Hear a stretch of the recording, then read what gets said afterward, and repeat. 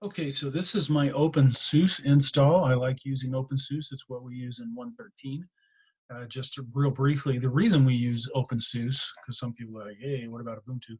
OpenSUSE is really, really comparable to Windows as far as features go. And so it's much better to be able to show, hey, this is what you can do in Linux. Look, you can do these things across the board, Windows 10, Linux, Mac.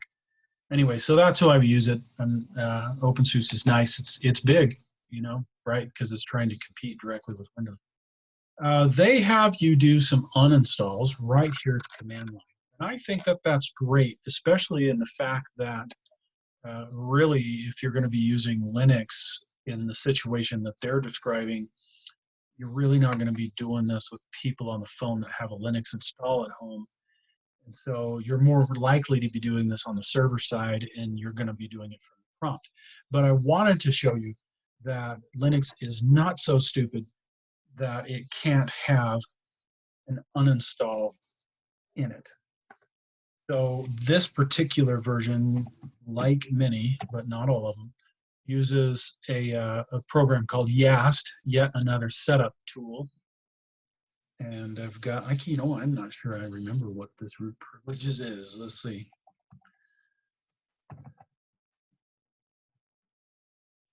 All right, I got it right.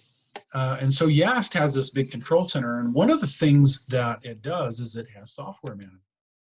And so if you install things through YAST, you can also remove them through YAST. And so I just wanted to show you, because they're showing you at the command line, I didn't want you thinking that, whoa, no wonder nobody uses Linux. I mean, if this is what you have to do to install things, uninstall things, I don't want it. Ubuntu has their own install and uninstall. I'm showing you YAST. So many versions, Mint. They all have a way to get programs in and off the system without having to be a genius. Now, having said that, if you really, really wanted to use Linux, you're going to find things that you're going to have to. For instance, I'm into retro gaming. I deal with Raspberry Pi a lot, and all of that, not all of it, it's either done from a menu or it's done from a prompt. And so I've issued a lot of those commands that they have you do in here, updating commands and so on, well before this, where I had to take this certification.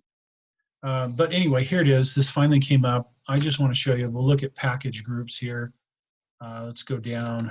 These are different desktops that I could install. Let's go. No, games. We'll do games. So these are the games that are installed. Notice they've got little green check marks. If I wanted to install something else on here, like flight gear, it kind of tells you what that is. Flight framework. I'd hit accept on that. And then it says, hey, I'm going to put this stuff in, and I'm just going to hit continue. And we're not going to sit here and watch it install.